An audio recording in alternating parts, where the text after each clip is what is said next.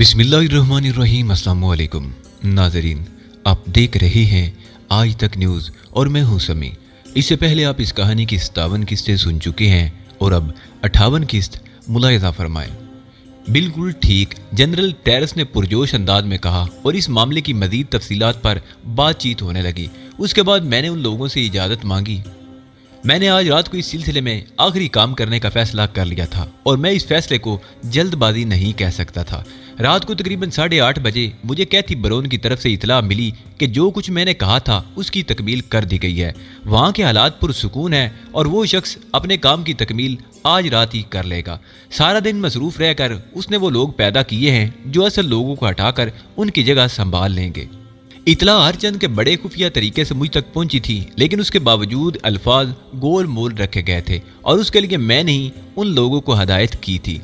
नकली वाल्टो मोबाइल अपनी आरामगाह में चला गया था। मेरे लिए उस तक पहुंचना खासा मुश्किल काम था। मैं यहाँ जिस हैसियत में था वो इतनी अहम नहीं थी कि मैं आसानी से उस तक पहुंच जाता, लेकिन फौरी तौर पर इसकी ज़रूरत भी नहीं थी, इसलिए मैं मुतमईन था। दूसरे दिन सुबह मैंने बहुत एहतियात के साथ नकली वाल्टो मोबाइल से मुलाकात की। इस वक्त वो अपनी आरामगाह में तनहा था। वो मुझे इस मेकअप में नहीं पहचानता था। जब मैंने अंदर पहुंचकर दरवाज़ा बंद किया तो वो चौंक कर मुझे देखने लगा। उसके चेहरे पर अजीब से तासरात फैल गए थे। ग्रीन पोल का आदमी था और यकीनन अहमक नहीं होगा। उसकी कीना तोज निगाहों से मैंने अंदाज़ा लगा लिया कि अगर उसके साथ कोई ज़बरदस्ती करने की कोशिश की गई तो उसके नताइज ख़तरनाक भी हो सकते हैं। मैंने आहिस्ता से कहा, मैं पार्को हूँ। ओ मिस्टर पार्को, मैं आपकी आवाज़ पहचानता हूँ, नकली वाल्टो मोबाइल ने कहा। कोई नया पैगाम मौसूल हुआ? मैंने सवाल किया। नहीं, मुझसे यही कहा गया था कि मुझसे कोई राब्ता कायम नहीं किया जाएगा उस वक्त तक जब तक कि उसकी शदीद ज़रूरत पेश ना आए, और ख़ुद मुझे भी मना किया गया था कि मैं अपनी मसरूफियात को बिल्कुल नॉर्मल रखूं। मिस्टर मोबाइल, मैं आपको इसी नाम से मुखातिब करूंगा। आज शाम 5:30 बजे आप नहायत खामोशी से दूसरे लोगों की निगाहों में आए बगैर एक मखसूस जगह पहुंच जाएंगे। ये मखसूस जगह महल का अकबी हिस्सा है जहाँ दख्तरों के वसी और घने झुंड मौजूद हैं। वहाँ बाहर जाने के लिए एक छोटा सा रास्ता भी मौजूद है। मैं वहीं आपसे मुलाकात करूँगा। आज दिन में आप नासाजी तबाह का बहाना कर दीजिए और हदायत कर दीजिए कि आप किसी से नहीं मिलेंगे। वहाँ तक पहुँचने में जितनी होशियारी का सबूत देना है वो आपकी अपनी कारकर्दगी पर मुनहसर है। मैं आपको सिर्फ यही इतला देने के लिए यहाँ तक पहुँचा था। इसी दौरान ज़रा बराबर किसी से रब्ता नहीं रखा जाएगा। इस बात का ख़ास तौर पर ख्याल रखा जाएगा। मैं आपकी हदायत पर अमल करूँगा मिस्टर पार्को, उसने कहा और मैं खामोशी से बाहर निकल आया। इस पहले मरहले में मुझे कामयाबी हासिल हुई थी। मैंने शाम के 5:30 बजे के लिए प्रोग्राम तरतीब दे लिया और इसी दौरान मेरा राब्ता जनरल टेरेस से भी कायम हो गया। जनरल टेरेस ने मुझे मसरूर लहजे में बताया, काम हो गया है डियर, वो सब कुछ हो गया जो तुम चाहते थे। असल मोहरे मेरी बिसात पर मौजूद हैं और उस तरफ से मुझे इत्मीनान हो गया है। उन लोगों ने हकीकत हाल उगल दी है। तुम्हारा कहना दुरुस्त था। और भी बहुत से इंकशाफात हुए हैं मुझ पर जो तुम्हें मुलाकात होने पर बताऊंगा, उसने कहा और वो बहुत खुश नजर आता था। आप ठीक 6 बजे अपनी मखसूस जगह मेरा इंतजार करें। मैं वहां पहुंचूंगा और मेरे साथ वो भी होगा जो हमारा दोस्त है। ठीक है, लेकिन क्या मैं उसके सामने आऊंगा? नहीं जनरल, मैं खुद आपसे मुलाकात करूंगा। ठीक है, जिस तरह तुम चाहोगे उसी तरह अमल किया जाएगा, जनरल टेरेस ने कहा और मैंने गुफ्तगू का सिलसिला मुनक़ते कर दिया। अब तक जो कुछ हुआ था इसमें कोई बड़ी उलझन पेश नहीं आई थी, लेकिन देखना यह था कि इसके बाद हालात कैसे रहते हैं। इतने लोगों को बेवकूफ़ बनाना बहुत ही मुश्किल काम था, मगर तकदीर ही मेरा साथ दे रही थी और मेरे लिए वो तमाम आसानियाँ पैदा होती जा रही थी जो मुझे मेरे मकसद में कामयाबी दिलाएं। बकिया वक्त अपने प्रोग्राम की प्लानिंग करते गुजारा और फिर मैं मुकर्ररा वक्त पर नहायत एहतियात से बाहर निकल आया। एक बंद गाड़ी हासिल की और लोगों की निगाहों से बचने के लिए एक रास्ता इख्तियार करके बिलाखिर अकबी दीवार के उस हिस्से तक पहुंच गया जहां वो दरवाज़ा खुलता था, जो इस वक्त मेरे लिए इंतहाई कारामद था। 5:30 बजे मैं अंदर पहुंचा तो दरख्तों के झुंड में नकली वाल्टो मोबाइल को मौजूद पाया। मेरी शक्ल देखते ही वो बाहर निकल आया था। मैंने उसे इशारा किया और वो फुर्ती से मेरी गाड़ी में आ बैठा। मैंने गाड़ी स्टार्ट करके आगे बढ़ा दी थी। बंद गाड़ी में रंगीन शीशे लगे हुए थे, इसलिए देखे जाने का खतरा नहीं था। रास्ते में ही वाल्टो मोबाइल को वो सब कुछ बता देना था जो इस सिलसिले में ज़रूरी था। उसने मुझसे खुद ही इस सिलसिले में सवाल कर लिया, मेरे लिए क्या हुक्म है? और मिस्टर पार्को, तुम्हें अब एक नहायत अहम किरदार अदा करना है। दरअसल वाल्टो मोबाइल की हैसियत से तुम्हारे बारे में यहाँ कुछ शकूक व शुबात पैदा हो गए हैं, इसलिए फौरी तौर पर तुम्हारी जगह तब्दील करना ज़रूरी समझा गया है। ओह, यकीनन ऐसी बात होगी। यहाँ एक हॉस्पिटल है जो कैरी माइन के नाम से मशहूर है। असल वाल्टो मोबाई कैरी माइन हॉस्पिटल के कमरा नंबर 120 में एक मरीज की हैसियत से दाखिल है। उसे वहां से हटा दिया जाएगा और तुम्हें उसकी जगह लेनी होगी। उसके बाद तुम्हें अपनी ज़ात को भी यकीन दिलाना होगा कि तुम ही असल वाल्टो मोबाई हो, बिल्कुल उसी तरह जिस तरह तुम यहाँ काम करते रहे हो। कोई भी फर्द तुमसे किसी सिलसिले में कोई सवाल करे तो तुम वाल्टो मोबाई की हैसियत से ही उसे ट्रीट करोगे। ये बेइंतहा ज़रूरी है और इस पर हमारी कामयाबी का इन्हिसार है। आप मुतमईन रहिए। बज़ाहिर तो यहाँ भी मुझे कोई ऐसा झूल नज़र नहीं आया था अपने किरदार में, किसी को मुझ पर शुबा नहीं हो सका, लेकिन आपकी हदायत के मुताबिक मज़ीद एहतियात करूँगा। इस वक्त क्या मुझे कैरी माइन हॉस्पिटल ले जाया जा रहा है? हाँ, दरमियान में कुछ और इंतजामात भी करना है जो ज़रूरत के मुताबिक है, मैंने कहा, और वाल्टो मोबाई का हमशक्ल खामोश हो गया।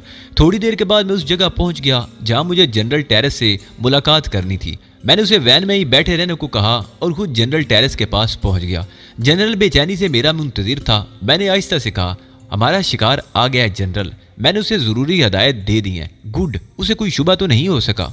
नहीं जनरल, मुतमईन रहो, वहाँ वो अपना किरदार बखूबी अंजाम देगा और ग्रीन पोल के लोग भी ये नहीं जान सकेंगे कि वाल्टो मोबाई तब्दील हो गया है। गुड, बहरहाल तुम्हारी हदायत के मुताबिक मैंने कैरी माइन हॉस्पिटल में उसका बंदोबस्त कर लिया है कि असल वाल्टो मोबाई को कमरा नंबर 120 से निकाल लिया जाए। इस सिलसिले में जो प्रोग्राम तरतीब दिया गया है वो यूँ है कि मेरे 3 आदमी अंदर मौजूद हैं। वाल्टो मोबाई को बेहोशी का एक इंजेक्शन दे दिया जाएगा और उसके बाद वो लोग उसे स्ट्रेचर पर लेकर एक छोटा सा सफ़र करेंगे और वहीं से दूसरे स्ट्रेचर पर नकली वाल्टो मोबाई को उस कमरे में पहुंचा दिया जाएगा। ये काम आपने बिलाशुबा बेहतरीन किया है जनरल, मैंने पुरमसरत अंदाज में कहा और उसके बाद हम वहाँ से रवाना हो गए। जनरल टेरेस अलग से आ रहा था। मैं वैन में ही नकली वाल्टो मोबाई के साथ था और उसे मजीद तफसील समझा दी थी। वो बेचारा मुतमईन हो गया था। मेरी जगह कोई और शख्सियत होती तो ग्रीन पोल के उस ज़हीन आदमी को धोखा देना आसान काम नहीं था, लेकिन तहजीब मालिक एक्स ने मेरे लिए ऐसी फिजा पैदा कर दी थी कि कहीं भी मुझे अपने काम में कोई दिक्कत नहीं हो रही थी। यकीनन उस लड़की के दिल में मेरे लिए बहुत खुलूस मौजूद था, लेकिन अफसोस मैं जो कुछ कर रहा था वो उसकी तवक्को के बरक्स था। कैरी माइन हॉस्पिटल में उन दोनों की तब्दीली का काम इतनी आसानी से हो गया कि मैं खुद हैरान रह गया। मुझे इस कदर आसानी की उम्मीद नहीं थी। असल वाल्टो मोबाई बेहोशी की हालत में उस वैन में पहुंच गया जिसमें मैं नकली वाल्टो मोबाई को लाया था। अलबत्ता नकली वाल्टो मोबाई को तमाम सूरत हाल समझा दी गई थी कि उसे किस तरह अपने कमरे तक पहुंचना है। चुनांचे इस कामयाबी की खुशी में हम बहुत मसरूर थे। जनरल टेरेस मेरे पास ही यहाँ बैठा था और असल वाल्टो मोबाई को घूर घूर कर देख रहा था। उसकी आंखों में शदीद हैरत के आसार थे। फिर उसने बर्राए हुए लहजे में कहा, तुम लोगों ने, मेरा मतलब है ग्रीन पोल ने, मुझे तो गर्दन तक गर्क कर ही दिया था। अगर तुम ना निकलते तो मेरी तो नस्लों तक फना कर दिया जाता। मैं इस बात को कभी नहीं भूल सकूंगा कि तुमने न सिर्फ मेरे मकसद में कामयाबी दिलाई है बल्कि मेरी नस्लों तक की जिंदगी को महफूज किया है। जनरल प्लीज, इस वक्त ये सारी बातें नहीं की जा सकती। तो फिर अब वाल्टो मोबाई के बारे में क्या ख्याल है? हम उसे नहायत खामोशी के साथ महल में ही पहुंचा देते हैं और किसी जगह उसका क़याम मुनासिब नहीं। उसे कोई शुबा नहीं होना चाहिए। मैं महल में ले जाने के बाद ही उसे सूरत हाल से आगाह करूंगा।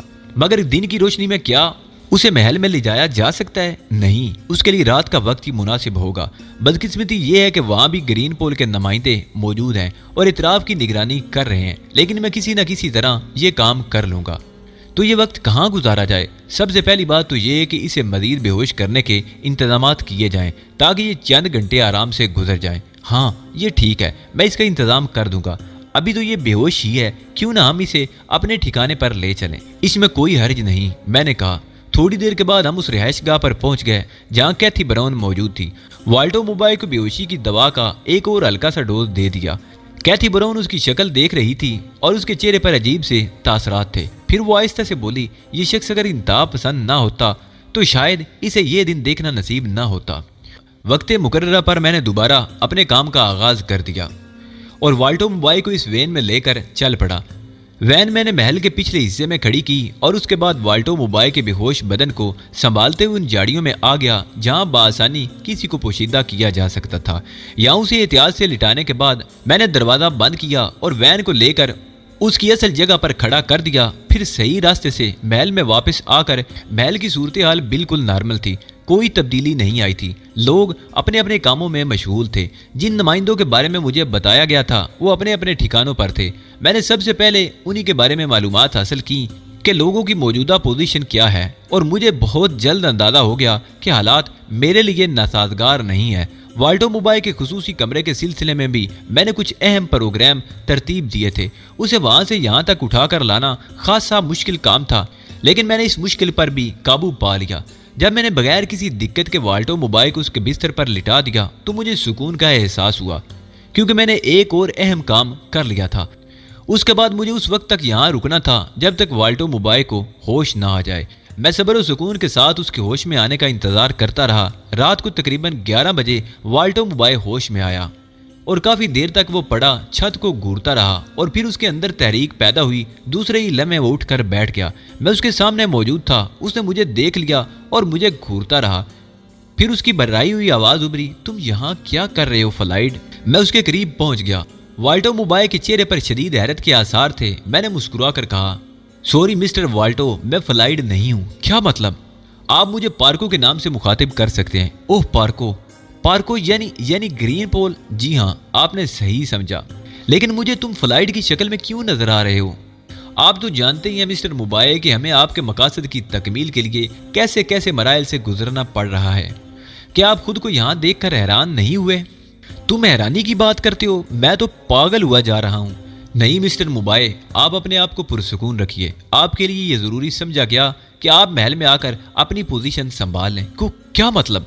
जिस शख्स को आपकी जगह जहाँ रखा गया था उसे यहाँ से हटाकर वहाँ पहुँचा दिया गया है जहाँ उसे होना चाहिए, और आपको हम यहाँ वापस ले आए हैं। लेकिन बेहोश करके क्यों?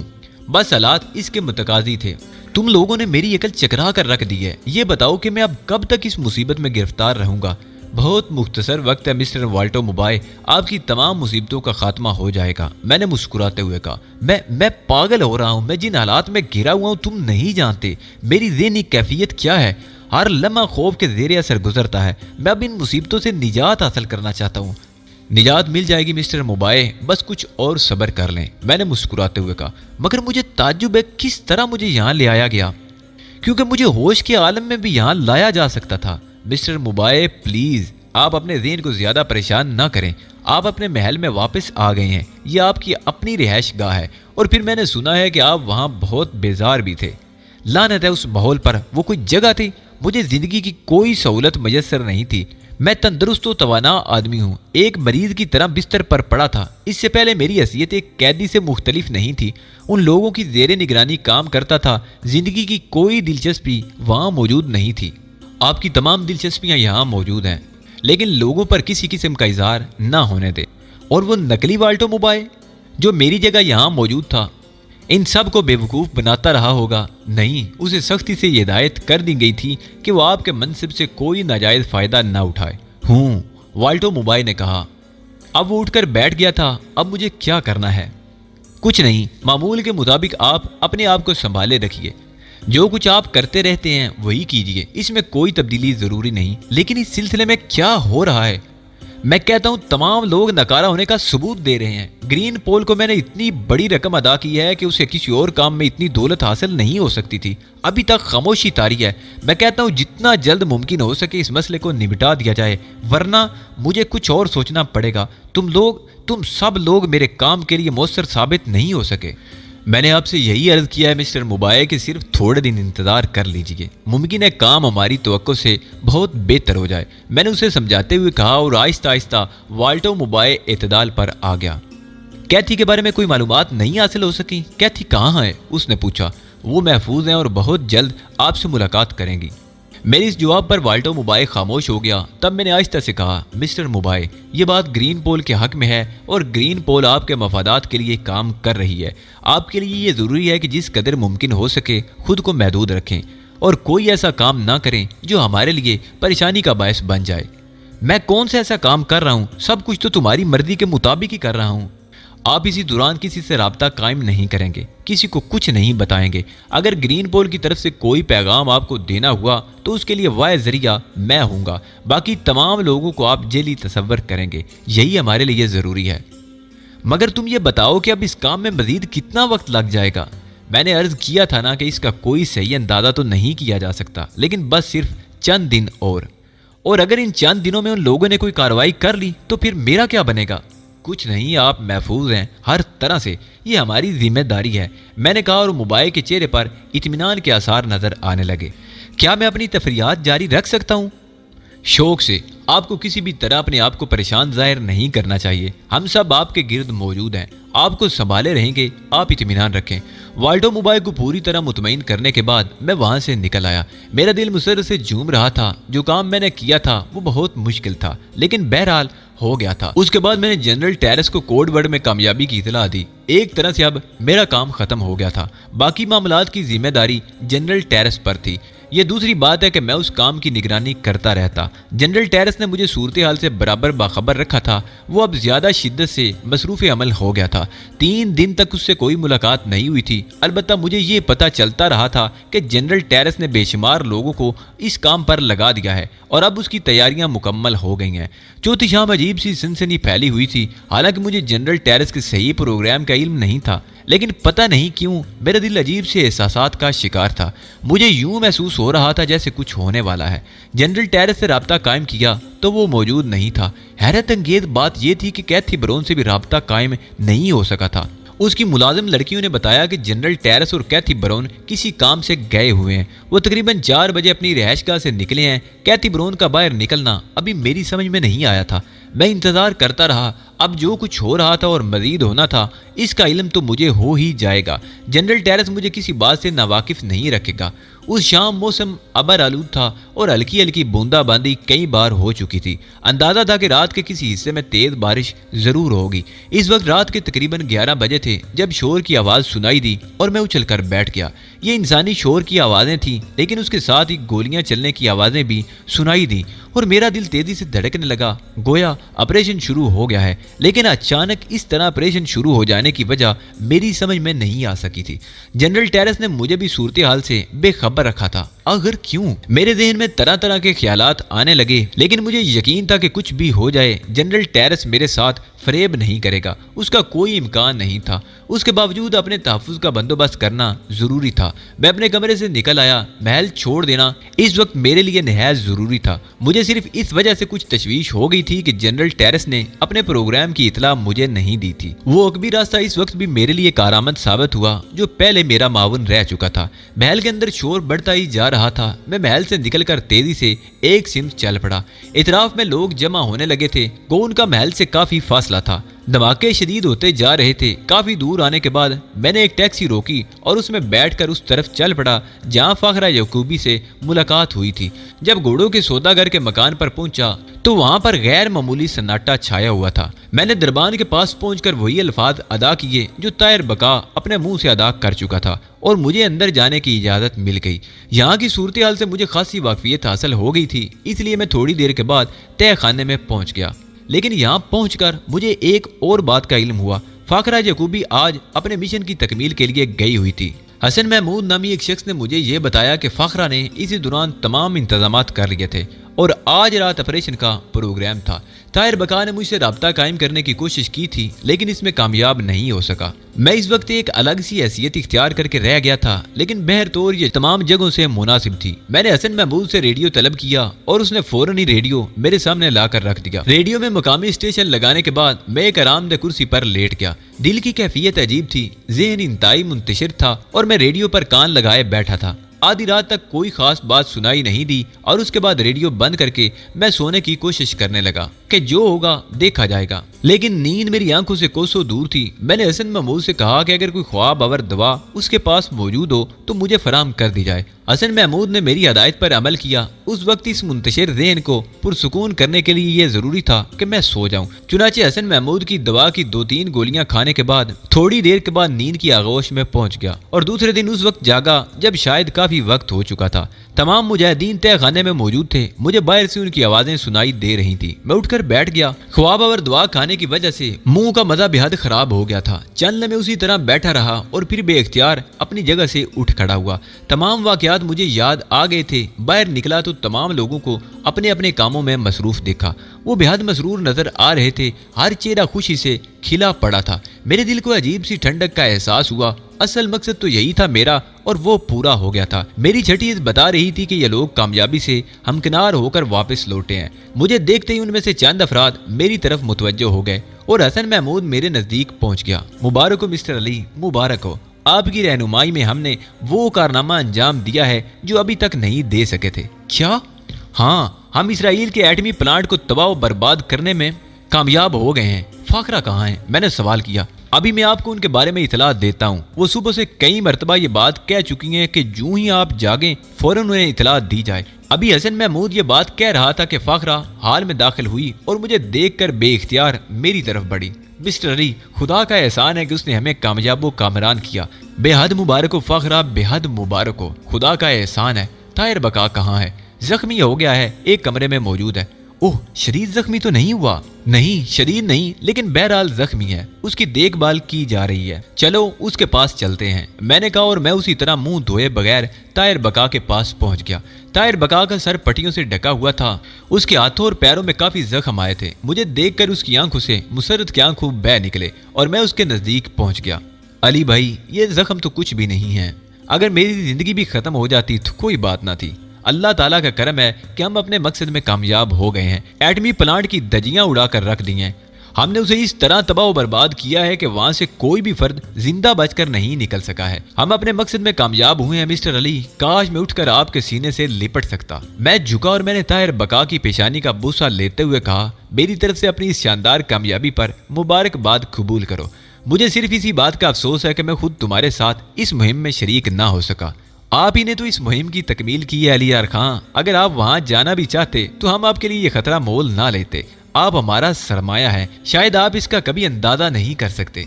एक बात और मैं आपको बताना चाहती हूँ कि आपने रेडियो सुन लिया? फाखरा यकूबी बोली और एक बार फिर मुझे चौंकना पड़ा। नहीं फाखरा, लेकिन बताओ मकामी सूरत हाल क्या है?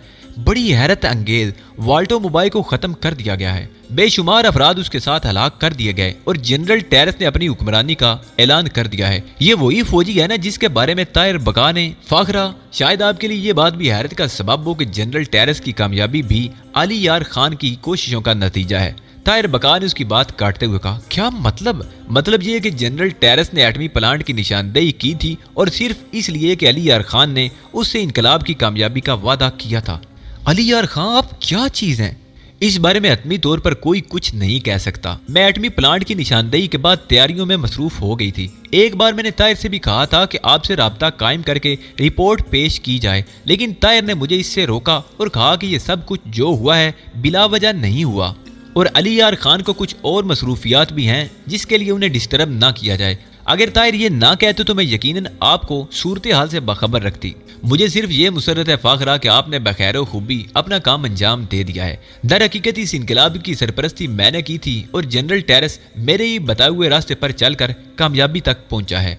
और ये सब कुछ मैंने इसलिए किया था कि इसराइली एटमी प्लांट की तबाही के सिलसिले में हम उसकी मदद हासिल कर लें। यही नहीं फाखरा, बल्कि जनरल टेरेस जाती तौर पर फलस्तीनियों का हामी है और उसके बरसरे इक्तदार आने के बाद यहाँ इसराइली असरात खत्म हो जाएंगे, जबकि वाल्टो मोबाइल पूरी तरह अमरीकी यहूदियों का पिट्ठू था और उनके इशारे पर नाच रहा था। वैसे तुमने इस दुश्वार गुजार इलाके में इसराइलियों का एटमी प्लांट तबाह करके जो कारनामा अंजाम दिया है मैं उसे कभी नहीं भूल सकूंगा, क्योंकि ये आसान काम नहीं था। अली, मैं अपने मकसद की तमील के लिए अपनी जिंदगी वक्फ कर चुकी थी। खुदा ने मुझे कामयाबी से हमकिनार किया। इनकलाब के बारे में और क्या तफसीलात बताओ? इनकलाब के बारे में और क्या तफसीलात बताई गई हैं? कोई तफसील नहीं बताई गई सिवाय इसके कि गोटे हिल की हुकूमत तब्दील हो गई है, वाल्टो मोबाइल को हलाक कर दिया गया है और जनरल टेरेस ने हुकूमत संभाल ली है। यकीनी तौर पर जनरल टेरेस अब अपने इक्तदार को मुस्तहकम करने में मसरूफ होगा। मैंने खामोशी से गर्दन हिला दी। मैं अब ये सोच रहा था कि मुझे क्या करना चाहिए। कुछ वक्त यही गुजारूं और जनरल टेरेस को अपना काम खामोशी से सर अंजाम देने दूं या उससे मुलाकात करूं, लेकिन मैंने पहली बात मुनासिब समझी थी। फौरन ही उसके मामलात में दखल अंदाजी करना अच्छा नहीं था और अब मेरा उससे कोई वास्ता भी नहीं रहा था। मैं अगर चाहता तो यहाँ से निकल जाता। जाहिर है जनरल टेरेस से मुझे तहसीन नहीं वसूल करना थी। मेरा मकसद तो सिर्फ यही था कि गोटेल में यहूदियों का इक़्तिदार खत्म हो जाए और एटमी प्लांट तबाह हो जाए। मेरा ये काम खत्म हो गया था। अब मुझे जनरल टेरेस से कोई दिलचस्पी बाकी नहीं रही थी। हाँ, ये दूसरी बात है कि जिस वक्त मैं यहाँ से वापस जाऊँ तो जनरल टेरेस से मुलाकात करता हुआ जाऊँ।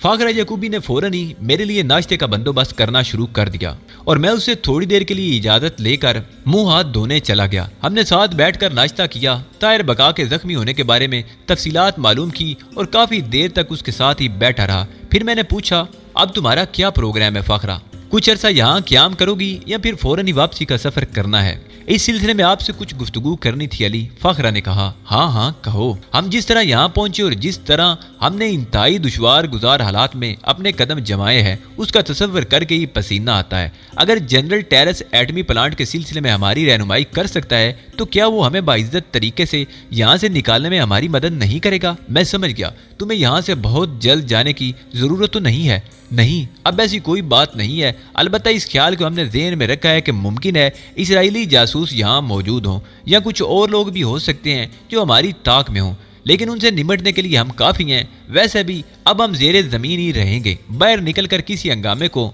दावत देने की अब कोई वजह नहीं रही।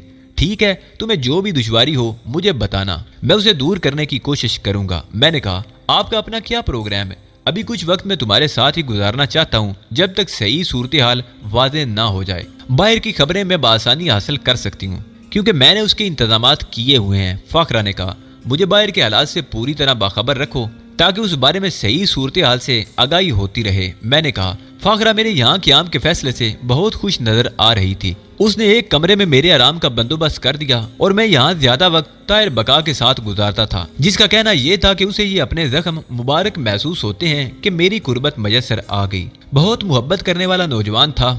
फाखरा याकूबी ने मुझे सूरत हाल से आगाह रखा था। अखबारात वगैरह बाकायदगी रोजाना मिल जाते थे और मैं इनकलाब के बारे में सारी बातें दिलचस्पी से पढ़ता था। जो कुछ हुआ था इस सिलसिले में, इनकलाब के तीसरे दिन एक ऐलान किया गया था कि वाल्टो मुबाए जिंदा है और बागियों की सरकोबी की तैयारियां कर रहा है, लेकिन दूसरे दिन उसकी खबर की तरदीद कर दी गई। मुबाए की लाश शिनाख्त कर ली गई थी और उन लोगों को गिरफ्तार कर लिया गया था जो मुबाए के हामी थे। 7वें दिन के अखबारात में जनरल टेरेस का एक तफसीली बयान छपा था। उसमें उसने इनकलाब की पूरी तफसील बताई थी और यह उसकी पॉलिसी का ऐलान भी था, लेकिन यह तफसील मुझे अच्छी नहीं लगी। टेरेस ने अपने बयान में कहा था, इस इनकलाब की बेशुमार वजूहात हैं और मेरे ख्याल में ये इनकलाब नागज़ीर था। मुबाए आज़ादाना ज़हन का इंसान था और जमहूरियत के इस दौर में शहनशाहियत तबाही का दूसरा नाम है। वो अयाश तबे था और उसे ज़ेरे असर रखने के लिए उसकी इस कमज़ोरी से फ़ायदा उठाया जा रहा था। ये वतन हम सब का है, हम इसे तरक्की याफ्ता मुल्कों की सफ़ में लाना चाहते हैं। हमारी ख्वाहिश है कि गोटे हिल अपने इलाके की नुमाइंदगी करे और एक मिसाली ममलिकत बन जाए। किसी किस्म का बैरूनी दबाव इसकी खुद मुख्तारी पर असरअंदाज ना हो। हम एक आज़ाद कौम की हैसियत से उभरना चाहते हैं, लेकिन मुबाए अपनी फितरत की वजह से बहुत से मुल्कों के दबाव में आ चुका था। उसने हमारी सरजमीन पर ऐसे लोगों को जगह दी थी जो दूसरों के खिलाफ नबर्द आजमा थे।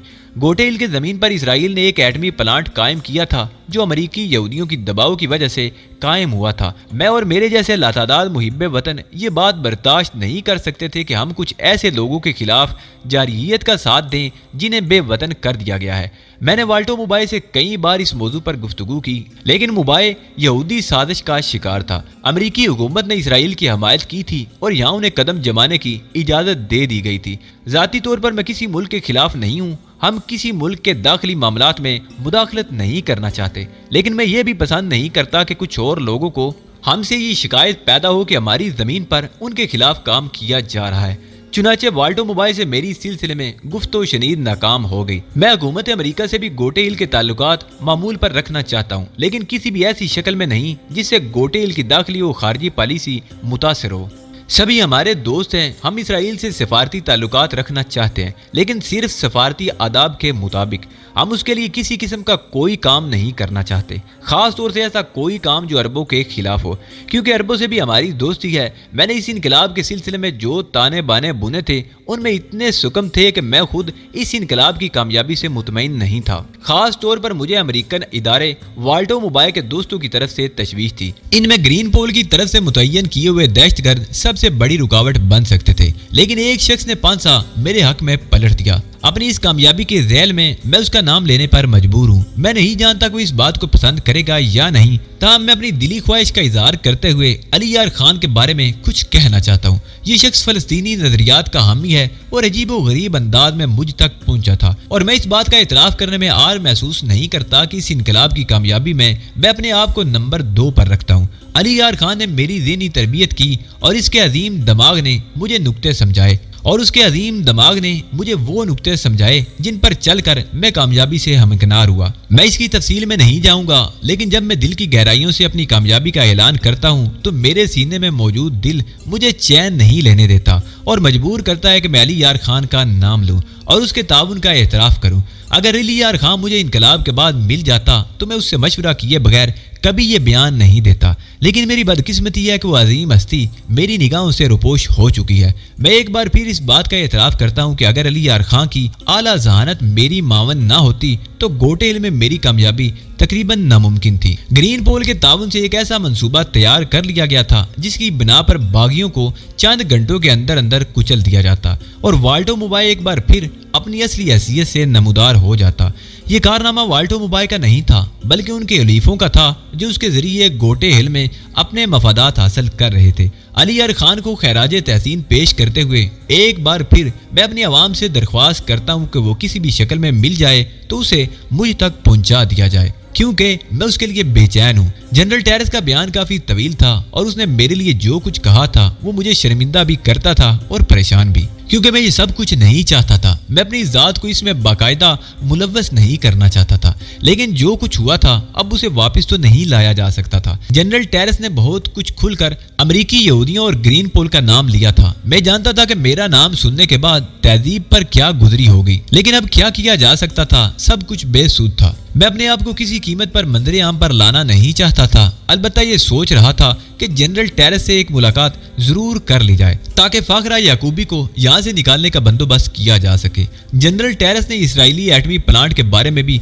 खुलकर बात की थी, लेकिन इसका कोई जिक्र किसी अखबार में नहीं आया था कि इसराइली एटमी प्लांट तबाह कर दिया गया है। इसकी जिम्मेदारी गोटे हिल पर भी आयद हो सकती थी और इस तरह गोटे हिल इसराइली इंतकाम का निशाना भी बन सकता था, लेकिन ये जनरल के जाती मामलात थे। फाखरा याकूबी और दूसरे लोग इस बयान को पढ़कर खुशी से फूले ना समा रहे थे। ताहिर बका ने मुस्कुराते हुए मुझसे कहा था, बाकी सारी बातें अपनी जगह, लेकिन जनरल के एतराफ ने मेरे दिल में उसके लिए अकीदत पैदा कर दी है। ये बड़ी खुशी की बात है कि इतने बड़े ओहदे पर फायज होते हुए और इनकलाब होने के बावजूद इस तरह किसी की खिदमत और सलाहियतों का एतराफ किया जाए। हकीकत यह है कि मैं इस पर हैरान था। किस बात पर ताहिर? मैंने मुस्कुराते हुए कहा, यही कि इतना बड़ा मंसूबा उस शख्स ने कैसे बनाया। जनरल टेरेस ने बहुत सोच समझकर इस इनकलाब के लिए तमाम पॉइंट मुरतब किए होंगे, लेकिन उसके बाद वो इस तरह तुम्हारे ज़ेरे असर आ गया कि एक एक काम तुमसे पूछ कर करता और बिलाकर तुमने उसे कामयाबी से हमकिनार कर दिया। हाँ, और उसके साथ साथ ही लातादाद दुश्मनियां भी ले ली।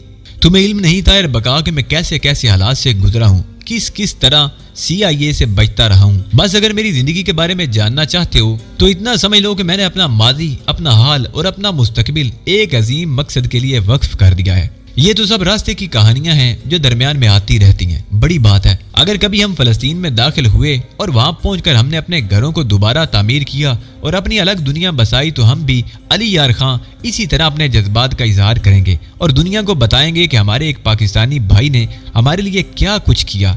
ताहिर बका की आंखों में आंसू की नमी आ गई थी। मैं भी मुतासर हुए बगैर नहीं रह सका। उसी शाम मैंने फाखरा याकूबी से कहा, फाखरा अब मुनासिब होगा कि मैं जनरल टेरेस से मुलाकात करूं। उस बयान के बाद मैं महसूस करता हूं कि जनरल अपना इक़्तिदार मुस्तहकम करने में कामयाब हो गया है और खुलकर मंजर आम पर आ गया है। अब तुम्हें यहाँ से निकालने में उसे कोई परेशानी नहीं होगी, इसलिए मैं चाहता हूँ कि जनरल से पहले तुम्हारा मामला तय कर लूँ। इसमें कोई हर्ज नहीं है अली, लेकिन एक सवाल मैं और करना चाहती हूँ। हाँ हाँ कहो, क्या आप हमारे साथ नहीं चलेंगे? नहीं फाखरा, अभी मुझे नए जहानों की सैर करने दो, थोड़े दिनों के लिए ही सही। हम उन खुशियों में साथ साथ शरीक होना चाहते हैं, क्योंकि मैं किसी भी वक्त तुमसे आकर मिल सकता हूँ, मैंने आहिस्ता से कहा। फाखरा ने इस सिलसिले में जिद नहीं की थी। दूसरे दिन मैंने जनरल टेरेस से मिलने का प्रोग्राम बनाया। गोटेल में कोई खास तब्दीली महसूस नहीं होती थी। लोग अपने अपने कामों में मसरूफ थे। यूं महसूस होता था कि जनरल टेरेस को नए हुक्मरान की हैसियत से खुश दिली से कबूल कर लिया गया है। जनरल टेरेस से मुलाकात के लिए वाल्टो मोबाइल के महल में जाना पड़ा। जब मैं महल के नज़दीक पहुंचा तो मुझे दूर दूर तक फौजी पहरा नजर आया। मैंने एक फौजी अफीसर से रब्ता कायम किया और जनरल टेरेस के बारे में सवाल किया। फौजी अफीसर मुझे कड़ी निगाहों से घूरने लगा था। आप कौन है? जनरल टेरेस से आपका क्या वास्ता है? क्यों मिलना चाहते हैं आप उनसे? मैं जानता हूं कि जनरल इस वक्त शदीद मसरूफियात का शिकार होंगे, लेकिन उसके बावजूद वो मुझसे मिलना जरूर पसंद करेंगे। मैं मादरत ख्वाह हूं, जनरल से किसी कीमत पर आपकी मुलाकात नहीं हो सकती। अलबत्ता आप अपना पैगाम दे दीजिए। अफीसर ने मेरे शरीफाना लहजे से मुतासिर होकर खुद भी शराफत से कहा। बेहतर यह है कि जिस वक्त भी आपको मौका मिले आप जनरल से कह दीजिए कि अली यार खां आपसे मुलाकात के लिए आया था। ऑफिसर ने सब्र सुकून से ये अल्फाज सुने, लेकिन दूसरे ही लम्हे वो इस तरह उछल पड़ा जैसे बिच्छू ने उसे डंग मार दिया हो। डस लिया हो। क्या नाम बताया आपने? उसने फटी फटी आंखों से मुझे देखते हुए कहा, अली यार खान।